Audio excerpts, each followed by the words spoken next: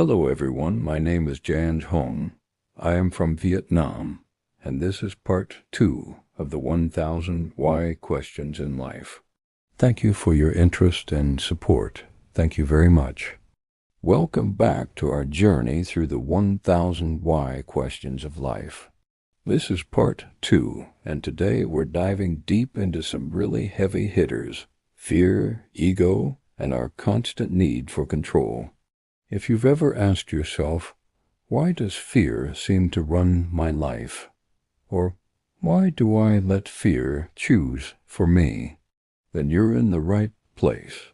These aren't just passing thoughts. They're the invisible strings that pull at us every single day, shaping our choices, our relationships, and ultimately, our reality. Let's start with fear. Why does it have such a grip on us? Why do we so often let it sit in the driver's seat of our lives? Fear is a primal biological response. It's designed to keep us safe from real physical threats.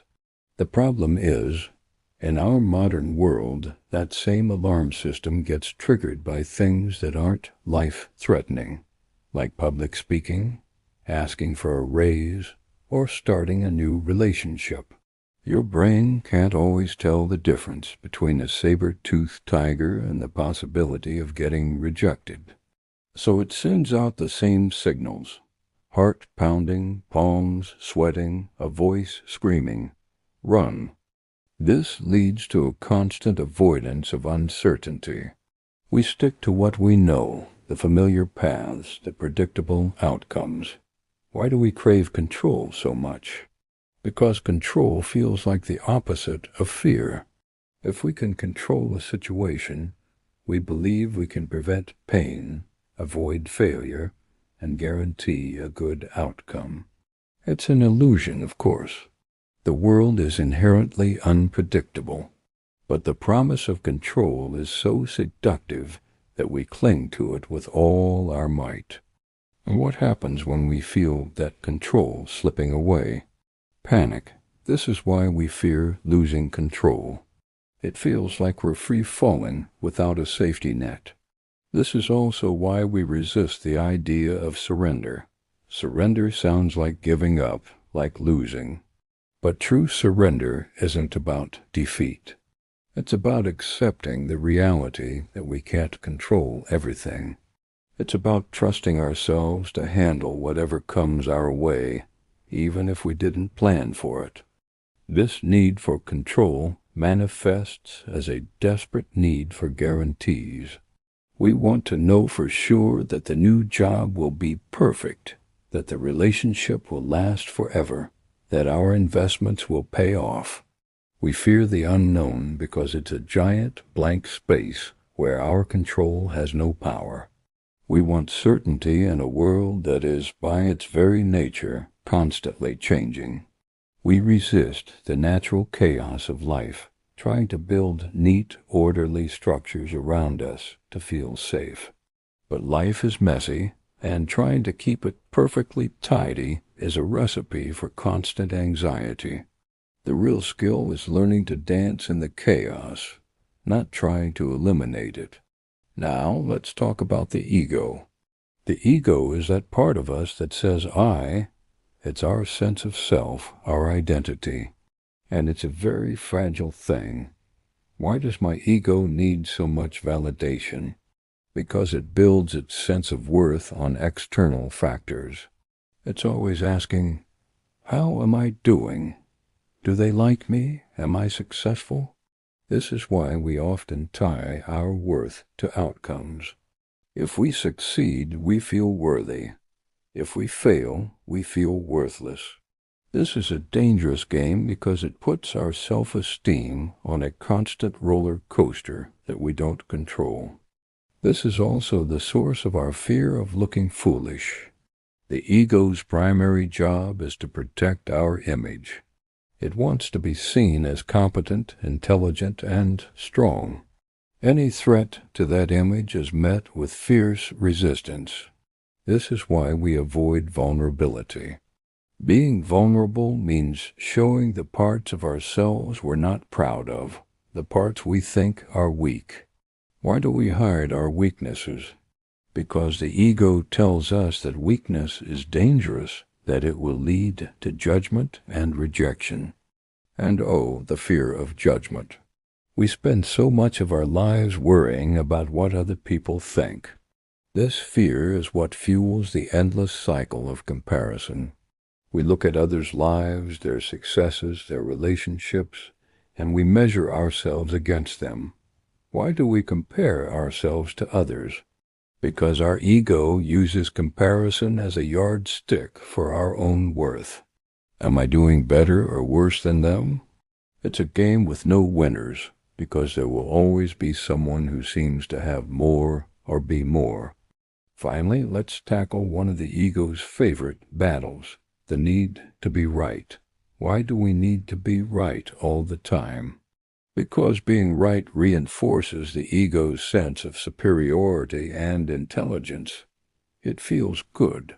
Conversely, why do we fear being wrong? Because being wrong feels like a personal failure. It feels like a direct attack on our competence and our identity. The ego equates being wrong with being stupid or inadequate. So we argue, we defend, we refuse to back down, not because we're passionate about the truth, but because we're terrified of what being wrong might say about us. So what's the common thread here? It's the illusion of separation. Fear, ego, and the need for control all stem from a deep-seated belief that we are separate, fragile beings in a hostile world, and we must protect ourselves at all costs. But what if that wasn't true? What if fear was just a signal, not a commander? What if you could feel the fear and do it anyway? What if you could listen to its warning, thank it for trying to protect you, and then make a conscious choice based on your values, not its panic? What if the ego wasn't who you truly are, but just a character you're playing? A character that needs validation, fears judgment, and needs to be right. And what if you could learn to step back from that character and observe it with compassion and a little bit of humor? You could see its antics and not get so caught up in them. And what if control was never the goal? What if the goal was trust? Trust in yourself. Trust in your ability to handle uncertainty. Trust that you can navigate the messiness of life, that you can learn from being wrong, that you can survive looking foolish, and that your worth is inherent and doesn't depend on any external outcome. These aren't easy shifts to make. They are the work of a lifetime. It starts by noticing. Notice when fear is making a decision for you. Notice when your ego is flaring up, demanding to be right. Notice when you're grasping for control in a situation where you have none. Don't judge it. Just notice. Awareness is the first and most powerful step. The next time you feel that familiar grip of fear, ask yourself, what am I really afraid of here? And is that fear serving me, or is it holding me back? The next time you find yourself in a heated argument, ask, is it more important for me to be right, or to preserve this connection? The next time you feel overwhelmed by the unknown, ask, what if I could just trust that I'll be okay, no matter what happens? By asking these why questions, we begin to unravel the patterns. We start to see the man behind the curtain, the fear and ego pulling the levers. And once we see them, they begin to lose their power over us. We can choose a different response. We can choose courage over comfort. We can choose connection over being right. We can choose trust over control. This is the journey from being a puppet of our programming to becoming the conscious creator of our own experience. It's not about eliminating fear or ego. They will always be a part of our human experience. It's about changing our relationship with them, It's about seeing them for what they are and choosing, moment by moment, to lead from a place of love, trust, and authenticity instead. Why does my ego resist growth? Have you ever noticed that feeling? It's like a part of you is actively fighting against becoming better. Your ego builds a fortress around who you think you are, and any change, even positive change, can feel like a threat to its very existence. It prefers the known, the comfortable, the predictable. Growth means venturing into the unknown, and that's terrifying for the ego, which thrives on certainty. It's not that you don't want to grow. It's that a part of you is programmed to protect the current version of you at all costs. And that leads us to the next question. Why do I defend my limitations? Think about it. How many times have you said, "Oh, I'm just not a numbers person," or "I could never speak in public"? We state these things as facts, as unchangeable truths. But why? Because defending our limitations is easier than challenging them. It lets us off the hook. If we believe we can't do something, we don't have to try. We don't have to risk failure. Our limitations become a strange sort of comfort zone, a self-imposed cage that feels safe. This ties directly into, why do I justify staying small? We come up with a million reasons why it's better not to take that risk, not to pursue that big dream, not to step into the spotlight. We tell ourselves we're being realistic, practical, or humble. But often it's the ego in disguise, whispering that staying small is staying safe. If we don't reach for the stars, we can't fall. If we don't shine too brightly, we won't attract criticism. So we create elaborate justifications for not living up to our full potential, all to appease a part of ourselves that is terrified of both failure and success. Now let's talk about feedback. Why do I resist feedback? Ooh, even the word can make us cringe. Feedback, even when it's constructive, can feel like a personal attack. Our ego immediately goes on the defensive. It hears, "You could improve this, as you are not good enough." This isn't because we're arrogant. It's because the ego is fragile. It's built a specific story about our competence, and feedback threatens to rewrite that story. To accept feedback means admitting we are not perfect, that there is room to grow, which, as we've discussed, the ego fights tooth and nail. And what about our beliefs? Why do I protect old beliefs? Our beliefs form the foundation of our worldview. They're the lens through which we see everything. To question a long-held belief is not just about changing your mind. It can feel like the ground is crumbling beneath your feet. We protect these old beliefs because they are familiar. They've been with us for a long time, and they are intertwined with our sense of self. Challenging them means stepping into a space of uncertainty, and the ego would rather cling to a familiar falsehood than embrace an uncomfortable truth. This clinging is a powerful theme. So why do I cling to identity? Whether it's your job title, your role in your family, your political affiliation, or even your identity as a sufferer, we hold on tight. These labels give us a sense of belonging and understanding of who we are. The problem is, we are so much more than any label, but the ego loves labels. They are simple, definable, and create a clear box for us to live in. We cling to them because the alternative, being a vast, undefinable, ever-changing being, can feel overwhelming and chaotic. This brings us to a really profound concept. Why do I fear ego death? The term sounds dramatic, but it's not about physical death. It's about the death of that separate, constructed self. It's the experience of letting go of the I story, the illusion that you are separate from everything else. This is perhaps the ego's greatest fear.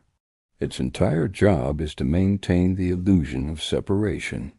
So the idea of dissolving, of merging, of losing its identity is its ultimate nightmare. It's why moments of true connection, pure presence, or deep spiritual experience can feel both blissful and terrifying. On a more practical level, this shows up as a resistance to humility. Why do I resist humility? In our culture, humility is often misunderstood as weakness or self-deprecation.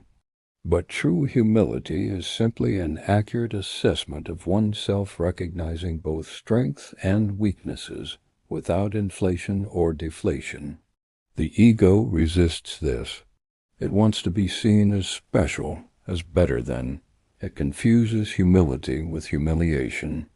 To be humble is to accept that you are not the center of the universe, and for the ego, that's a very hard pill to swallow. And this is where we get things mixed up. Why do I confuse pride with strength?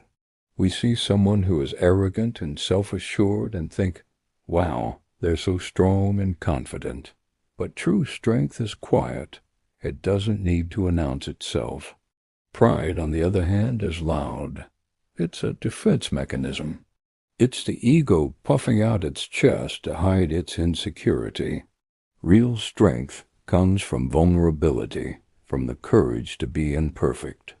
Pride is a brittle shield that shatters at the first sign of criticism. All of these behaviors are rooted in a deep-seated fear. Why do I fear letting go? Letting go of a grudge, a past hurt, a desired outcome, a relationship, an identity. We hold on so tightly because we believe that our grip gives us control.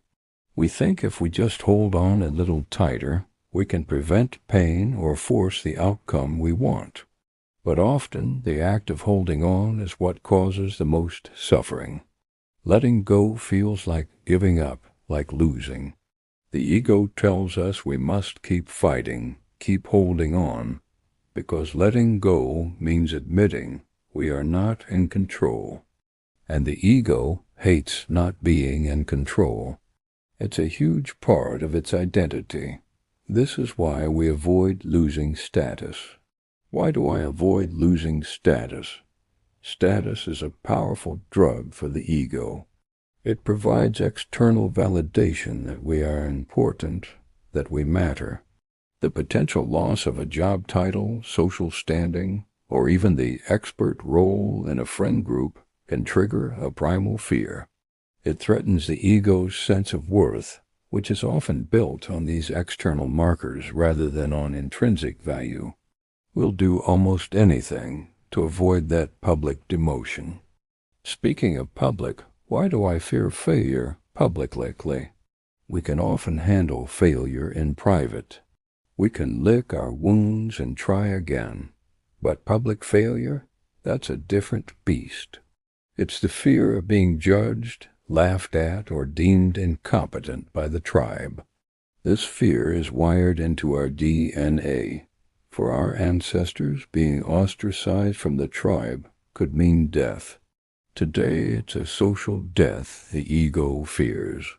So we play it safe, we don't take the big shot, because the thought of failing in front of everyone is just too much to bear. To avoid this, we hide. Why do I hide struggles? We curate our lives, especially on social media, to present a highlight reel. We show the wins, the perfect vacations, the happy family photos. But we hide the messy parts, the struggles, the doubts, the pain. We do this because we believe our struggles are a sign of weakness. The ego wants to project an image of strength and competence. Admitting we're struggling feels like admitting we've failed. We fear that if people saw the real, messy truth, they wouldn't love us or respect us anymore.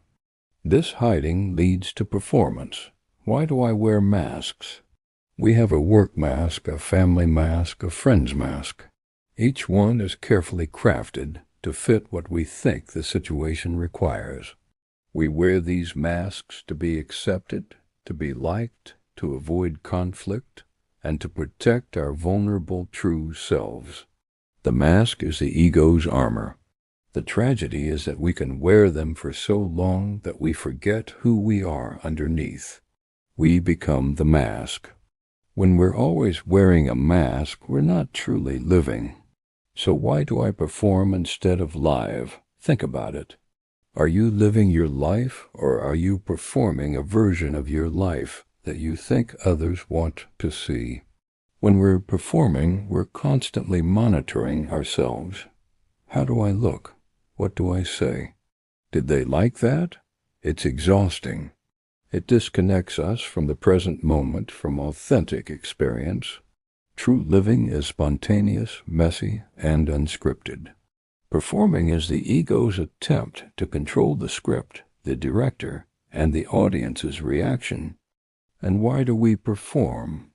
Often it's for applause. Why do I chase approval? We are social creatures, and the need for approval is deeply ingrained. But the ego can take this healthy need for connection and turn it into a desperate addiction. It starts to believe that its worth is determined by the opinions of others. So we contort ourselves, we compromise our values, we silence our own inner voice, all in a desperate bid to get a thumbs up from the outside world. We give away our power, making others the judge and jury of our self-worth. The flip side of chasing approval is, of course, the terror of not getting it. Why do I fear rejection? Rejection feels like a verdict on our very being. It doesn't just feel like this person doesn't want my idea. It feels like this person doesn't want me. The ego experiences rejection as a fundamental threat to its existence. This fear is so powerful that it can keep us from asking for what we want, from sharing our art, from telling someone we love them. It keeps us in a cage built from what-ifs. And what is the ultimate result of this fear? We avoid risk. Why do I avoid risk? Because risk means the possibility of failure, rejection, and losing control. It means stepping into the unknown. The ego, our inner control freak, wants guarantees. It wants a world that is predictable and safe. So we stick to the beaten path. We choose the stable job over the passion project. We choose the comfortable silence over the difficult conversation. We trade the possibility of a vibrant, expansive life for the illusion of safety. This brings us to the core of it all. Why do I need control to feel safe? Control is the ego's primary strategy for managing fear. If I can control my environment, my relationships, my image, my outcomes, then I can prevent bad things from happening. I can prevent pain. Of course, this is an illusion. We have very little control over the grand scheme of things. But the ego clings to this illusion for dear life. The constant effort to manage and control everything is a massive source of stress and anxiety in our lives. It's a full-time job with no vacations. Ultimately, this need for control stems from a fundamental lack of trust. Why do I distrust life? We distrust life to support us. We believe that if we let go of the reins, everything will fall apart. We see life as a hostile force that we must constantly fight against and manipulate. We don't trust that we can handle whatever comes our way. We don't trust our own resilience. We don't trust that there is a flow and intelligence to the universe that we can cooperate with instead of resist. This distrust is the root of the ego's anxiety. To trust life is to begin to dismantle the ego's fortress of control, brick by brick. As we sit with these questions, Remember, this isn't about judging ourselves. It's about bringing awareness.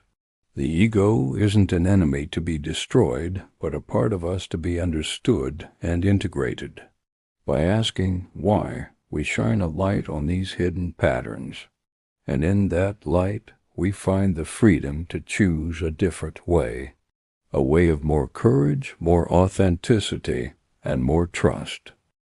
Welcome back to our journey through the 1,000 whys of life.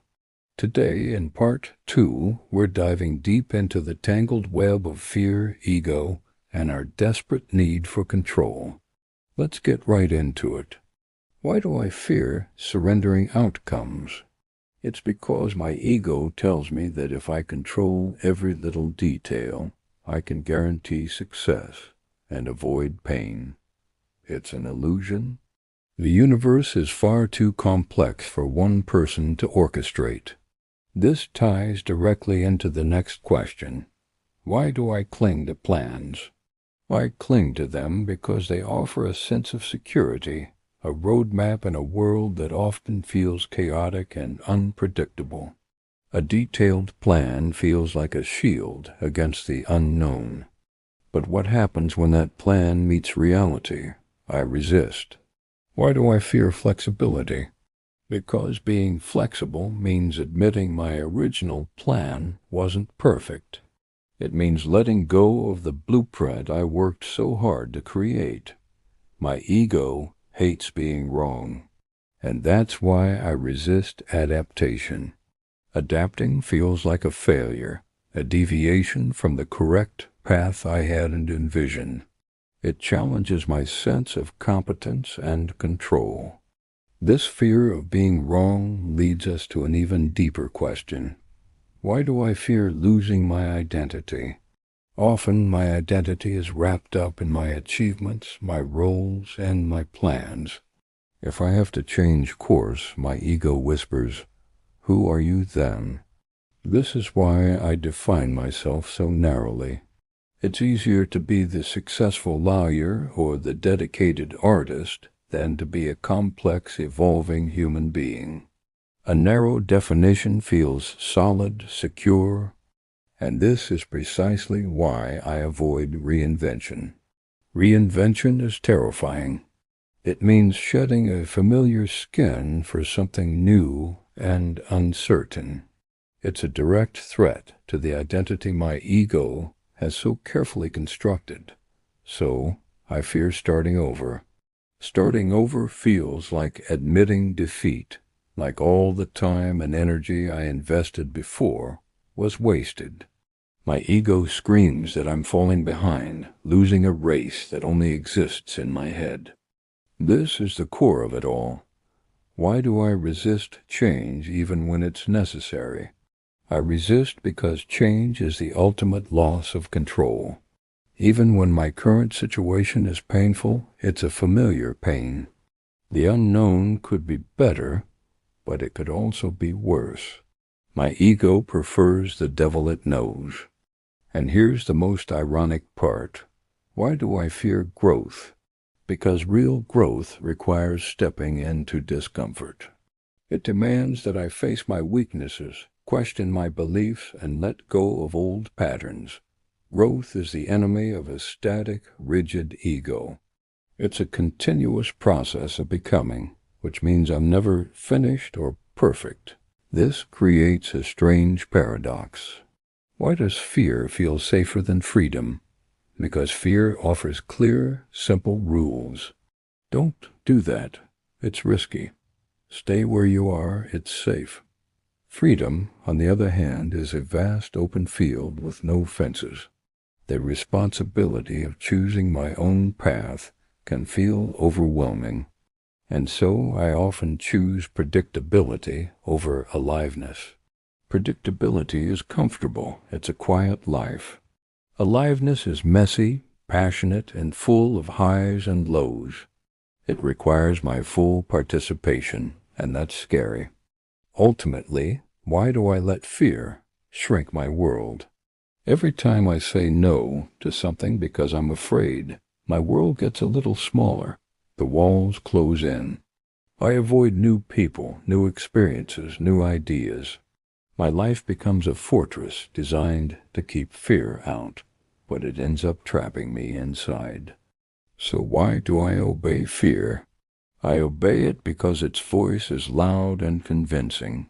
It speaks the language of survival. It's an ancient instinct that has kept our species alive for millennia. The problem is, it doesn't distinguish between a saber-toothed tiger and the fear of public speaking. It just screams, danger. Then I try to be clever. Why do I negotiate with fear? I say things like, okay, I'll do it, but only if X, Y, and Z are guaranteed. Or, I'll try it next year when I'm more prepared. This is just a delay tactic. It's a way to give myself the illusion of moving forward without actually taking any risks. And this leads to the ultimate procrastination. Why do I delay courage? I delay it because I'm waiting for the perfect moment, a moment when I'm not afraid. But that moment never comes. This is because I misunderstand what courage truly is. Courage isn't the absence of fear. It's acting in spite of fear. So why do I wait to feel brave? I'm waiting for a feeling, a magical surge of confidence that will make the scary thing easy. But bravery isn't a feeling, it's a choice. It's a decision you make over and over again to take one more step, even when your legs are shaking. And this is why I expect fear to disappear. I mistakenly believe that courageous people don't feel fear. The truth is, they feel it just as much as anyone else. They've just learned to dance with it, to use its energy instead of being paralyzed by it. This brings us to the final, crucial question for today. Why do I misunderstand courage? I think it's about grand, heroic acts, but real, everyday courage is much quieter. It's the courage to be vulnerable, to admit I was wrong, to apologize, to try something new, and risk looking foolish. It's the courage to sit with my own discomfort. And that's the ultimate challenge. Why do I avoid discomfort even when it heals? Because it hurts. Healing often involves reopening old wounds to clean them properly. It's painful and messy. It's far easier to put a bandage on it and pretend it's not there. But the discomfort of healing is temporary and transformative. The discomfort of avoidance is chronic and soul-crushing. The journey of questioning our fears, our ego, and our need for control is not an easy one, but it is the path to true freedom. It's about learning to let go of the illusion of control and embrace the beautiful, unpredictable dance of life. Thanks for joining me for part 2. I hope these questions have sparked something within you. Take some time to reflect on them. Which one hit you the hardest? Let me know in the comments below. Be sure to subscribe so you don't miss part 3, where we'll continue this deep dive into the whys of our lives. See you next time. Why do I fear uncertainty more than stagnation? It's a strange paradox, isn't it? We know staying still leads to nothing new, yet the unknown feels so much more terrifying. We cling to the familiar, even if it's a familiar pain, because at least we know what to expect. This comfort in stagnation is a cage we build for ourselves, one day at a time. The open door of uncertainty seems like a threat, not an opportunity. So we sit in our quiet rooms, watching the world move on, convincing ourselves that this predictable stillness is safety. But is it? Or is it just a slow decay? And within that stillness, whose voice are we listening to? Why do I trust fear's voice? Fear speaks with such authority, such conviction. It disguises itself as wisdom, as logic, as self-preservation. It tells you all the ways you could fail, all the things that could go wrong. It presents a highlight reel of your past mistakes and projects them onto your future. It's loud, it's persistent, and over time we start to believe it's the only voice of reason. We mistake its warnings for truth, its limitations for reality.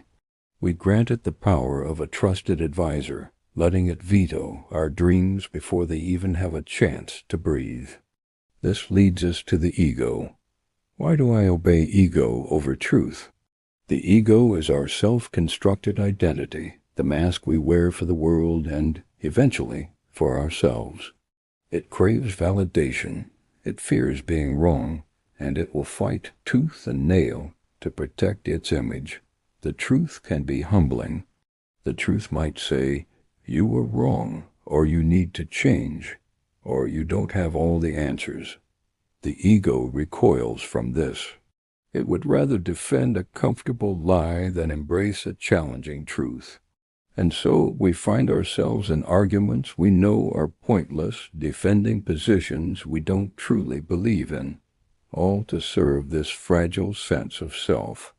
We become soldiers for our own illusions. Why do I defend illusions? Because they feel safer than reality. We build entire worlds in our mind's worlds, where we are always right, where our choices are always justified, where our life makes perfect sense. These illusions are our fortresses.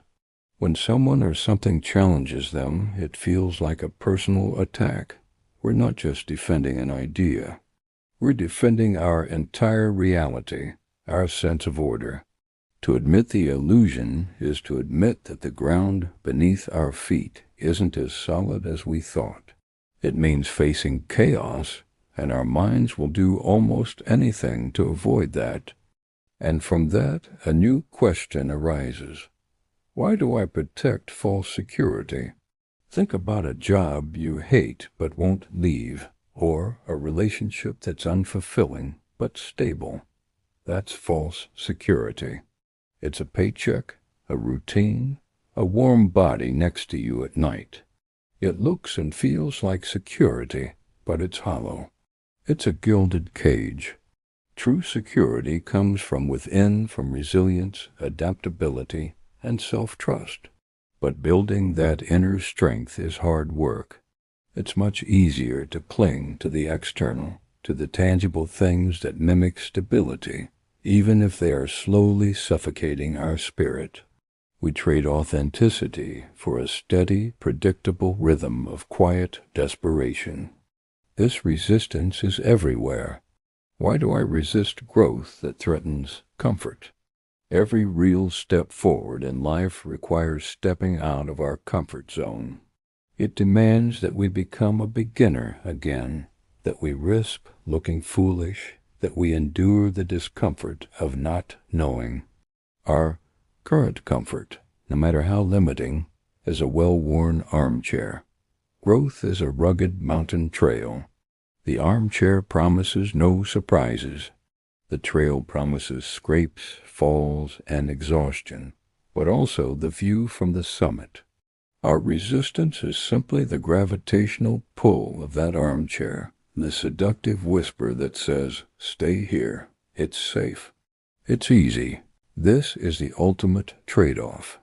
Why do I choose safety over freedom? Freedom is inherently uncertain. It means you are responsible for the outcome. You have to navigate, choose, and create your own path. Safety, on the other hand, often means living within predefined boundaries set by others, society, family, or our own fears. We accept these fences because they keep the scary things out, but we forget they also keep us in. We hand over the keys to our own life in exchange for a promise of protection, a promise that is rarely kept. True freedom is wild and untamed, and many of us, when we look it in the eye, find we are more afraid of it than we are of our own cages. The consequence? We shrink. Why do I live small to feel safe? To avoid being noticed, to avoid being a target, to avoid failure. If you don't aim high, you can't fall far. If you don't speak up, you can't be criticized. If you don't love deeply, you can't be heartbroken. Living small is a strategy of minimization. We shrink our dreams, our ambitions, our voices, and our hearts until they fit into a tiny, manageable, and seemingly safe box.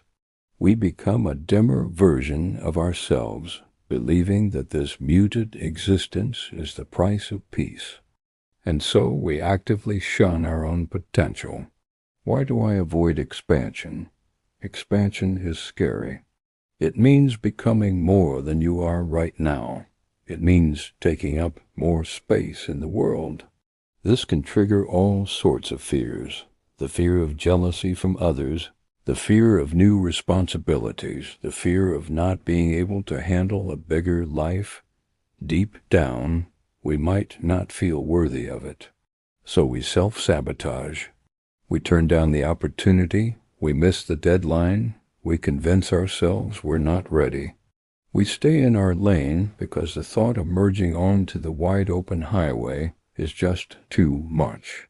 Which brings us to a profound and startling question.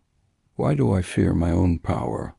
We talk a lot about the fear of failure, but the fear of our own success, our own light, is just as real. To embrace our power means to accept the magnitude of who we could be. It means no more excuses. If you are powerful, you can create change. If you are powerful, you are visible. And if you are powerful, you are responsible. This is a heavy weight. It's easier to pretend we are helpless, to believe we are victims of circumstance. Claiming our power means claiming our life, and that is the most terrifying and liberating act of all. And there it is, responsibility. Why do I fear responsibility? Because responsibility means the outcome is on you. The credit, yes, but also the blame. It means you have to show up, do the work, and face the music if things go south. It's the adult version of the dog ate my homework. As long as we can blame someone or something else, our boss, our partner, our childhood, the economy, we remain the blameless victim.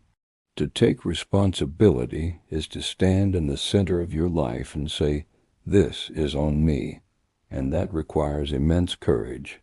This is why we avoid taking the reins. Why do I avoid ownership? Ownership is responsibility in action. It's not just admitting fault. It's proactively taking control of the situation. It's saying, "This is my problem, and I will find the solution." But we often prefer to be passengers. We complain about the driver, the route, the traffic, but we refuse to touch the steering wheel. Taking ownership means we might have to make difficult choices, have uncomfortable conversations, and put in effort. It's so much simpler to just point fingers and wait for someone else to fix it. Every choice has a ripple effect. Why do I fear consequences? Because we can't control them. We can make a decision, but we can't dictate the outcome. This lack of control is terrifying. What if we make the wrong choice? What if the consequence is pain or loss or regret? This fear can be so paralyzing that it prevents us from acting at all. We play out 1,000 worst-case scenarios in our minds, each one more catastrophic than the last, until the simple act of choosing feels like standing at the edge of a cliff. We become frozen by the what-ifs, and that's the root of our inaction. Why do I avoid decisions? Because a decision is a commitment. It's closing a door to all other possibilities. Indecision feels safe because it keeps all our options open. We live in a state of perpetual potential. We could do this or we could do that.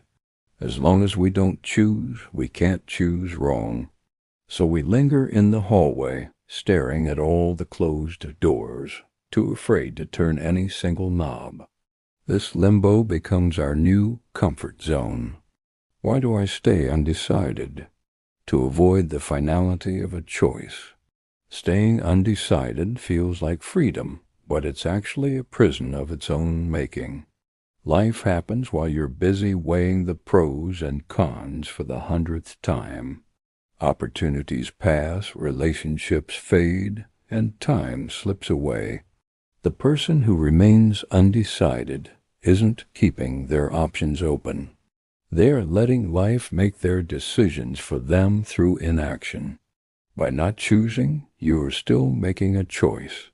The choice to let circumstances or other people dictate your path. And how do we justify this paralysis? With doubt. Why do I hide behind doubt? Doubt is the perfect excuse.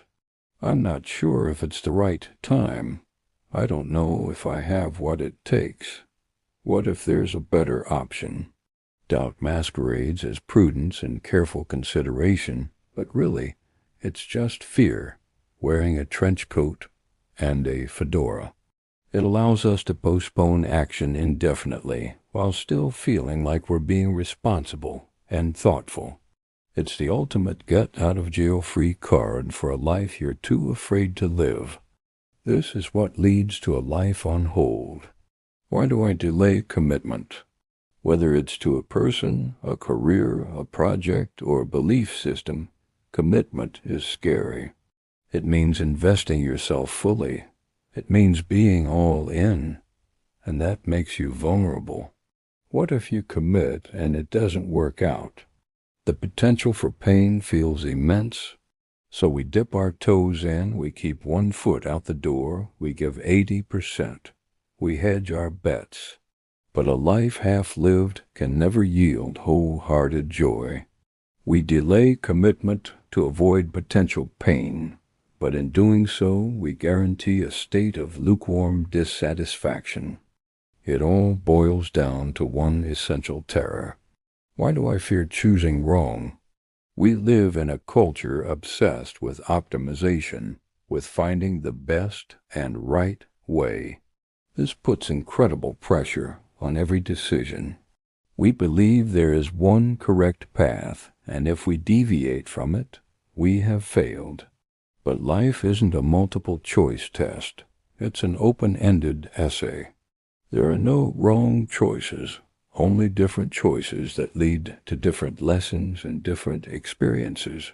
The fear of choosing wrong is the fear of an imperfect life, but an imperfect, lived-in life is the only kind there is.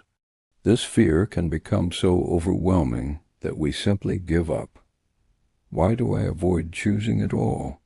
This is the final stage of analysis paralysis. The fear of making the wrong choice becomes so great that the only seemingly safe option is to make no choice. We abdicate our own free will. We let deadlines pass. We let others decide for us. We drift. We hope that if we stand still long enough, the path will become clear without us having to risk anything. But the world doesn't stand still with us. It moves on, and we are left behind, not by a wrong choice, but by the absence of one. And so we arrive at the final, overarching question of this exploration. Why do I let fear decide my life? Because we forget that we have a choice. We become so accustomed to the voice of fear that we don't even recognize it as separate from ourselves. We let it hold the map, the compass, and the steering wheel. We let it tell us which roads are safe and which are dangerous. We let it shrink our world down to the size of a closet and convince us it's a kingdom. Letting fear decide is the ultimate act of giving up on ourselves, of surrendering the adventure of a lifetime before it has even truly begun. These questions are heavy. They touch the very core of our struggles. but asking them is the first step toward reclaiming your life from fear, ego, and the need for control. The answers won't come overnight, but the act of questioning is an act of power. It's you telling fear that you're no longer willing to listen without question. Thank you for joining me on this deep dive. Take these questions with you. Sit with them. Journal about them. Talk about them. The answers are within you, waiting to be discovered. If this resonated, please consider subscribing for more parts of this journey. Take care. Why do I call fear realism? Think about it. How many times have you held back from a dream, a goal, or even a simple action, and told yourself you were just being realistic? You weren't being negative. You were just managing expectations. But was it realism, or was it fear wearing a clever disguise? And that leads to the next question. Why do I confuse caution with wisdom? Caution is a healthy respect for risk. Wisdom is knowing which risks are worth taking. But sometimes we let caution become a cage.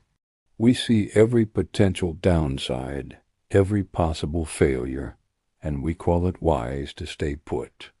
We forget that true wisdom often involves courage, the courage to move forward despite the risks. So why do I rationalize fear? It's a human thing to do. We build these elaborate stories in our minds to justify why we can't or shouldn't do something. The timing isn't right. I don't have enough resources. People will judge me. These reasons feel so logical, so valid. But if you peel back the layers, what's really at the core? Is it logic, or is it the simple, raw emotion of fear? We are masterful at convincing ourselves that our fears are actually well-thought-out strategies. And then we take it a step further. Why do I negotiate with excuses? It's like having a little lawyer in your head, constantly making a case for an action. You have a great idea, and immediately that inner voice starts bargaining. Okay, I'll do it, but only after I get this one more certification. Or I'll start, but just a little bit, so it's not too scary. We negotiate our dreams down to a size that our fear can comfortably manage until there's barely anything left of the original vision. This is where the ego steps in as a bodyguard. Why do I let ego protect fear? Fear feels vulnerable. It feels weak. Our ego can't stand that. So instead of admitting we're scared, the ego puffs up its chest and says, I'm not scared, that idea is just dumb. Or, I could do that easily, I just don't want to.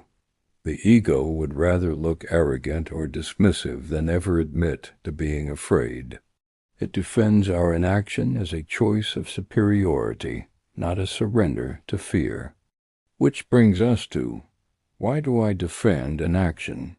We become champions for our own comfort zones. When someone challenges us to be bolder, we might get defensive. We explain all the reasons why staying still is the smarter, safer, more sensible path. We're not just making excuses for ourselves anymore. We're actively promoting the idea that doing nothing is a virtue. And logically, this all culminates in the next question. Why do I avoid boldness? Boldness is the direct enemy of the fear-ego alliance. It requires stepping into the unknown, being willing to look foolish, and accepting the possibility of failure. It's loud, it's visible, and it's vulnerable. Our fear-driven self finds that terrifying.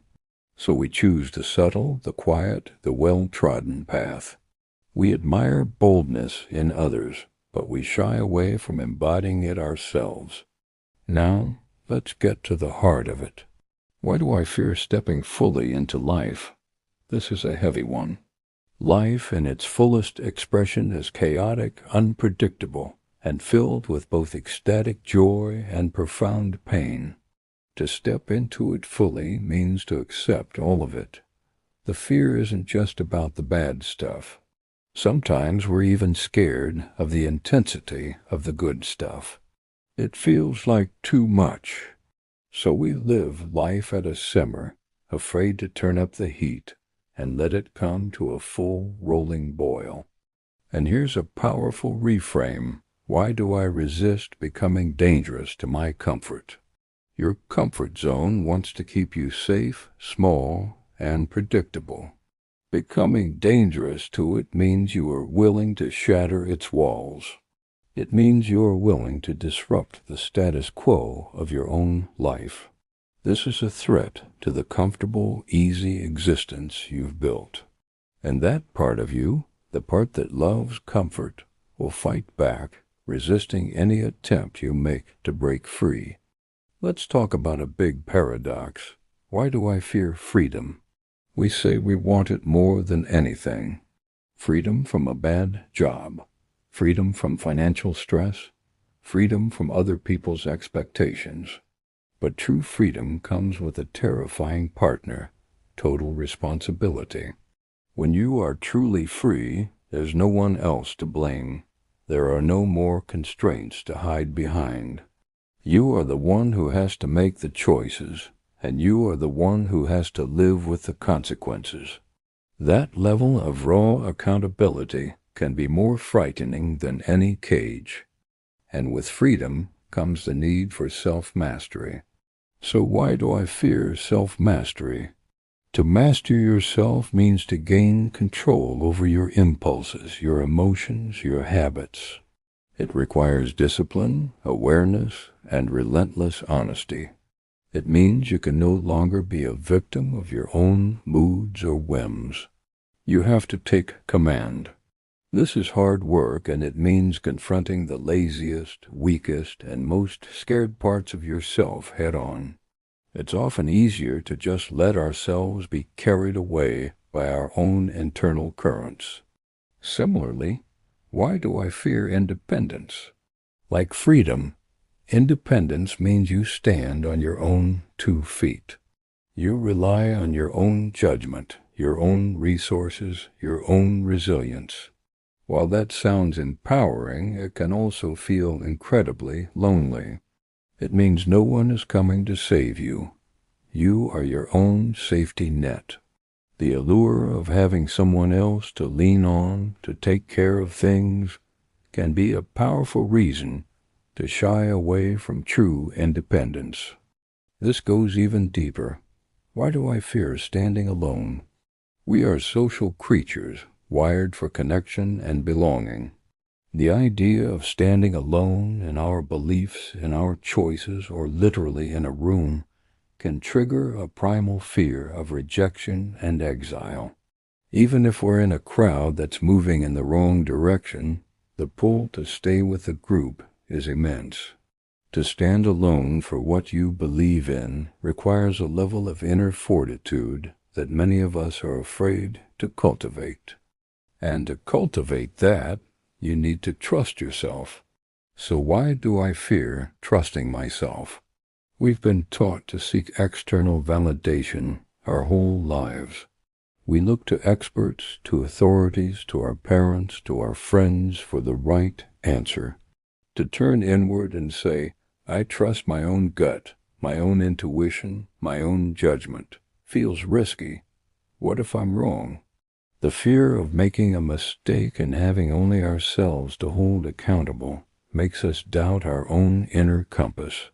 This is why I doubt my inner authority. We see authority as something outside of us, a boss, a government, a guru. To claim our own inner authority means we become the ultimate arbiter of our own life. We decide what is right and wrong for us. This is a massive shift in power, from the external to the internal. And with that power comes the weight of making our own rules. So why do I fear making my own rules? Society has a pre-made set of rules that are easy to follow. They provide structure and predictability.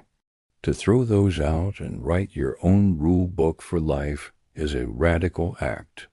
It means you have to define your own values, your own ethics, your own measures of success. It's a creative process that can feel overwhelming and, frankly, arrogant to the conditioned mind. It's much easier to just follow the rules someone else has already written. All of this points to one central theme. Why do I resist autonomy? Autonomy is the state of self-governance. It's the synthesis of freedom, independence, and inner authority. To resist it is to resist the very essence of being a sovereign individual. We resist it because, on some level, we prefer the comfort of being guided, of being told what to do, of having a path laid out for us. Autonomy means you are the one drawing the map. And if you draw the map, you have to accept full responsibility for the journey. So why do I avoid full responsibility? Because it's heavy. It's so much easier to have an excuse, a scapegoat. I couldn't succeed because of my upbringing. I can't be happy because of my partner. The system is rigged against me. These statements may even hold some truth, but clinging to them as the primary reason for our circumstances keeps us powerless. Full responsibility means saying, regardless of the circumstances, my life's direction is up to me now, which leads to the final, most profound questions of this section. Why do I fear living without excuses? An excuse is a safety blanket. It protects us from the harsh reality of our own potential. A life without excuses is a life of raw exposure. Every success is yours, but every failure is also yours. There's nowhere to hide. You stand before the mirror of your life with complete and total ownership.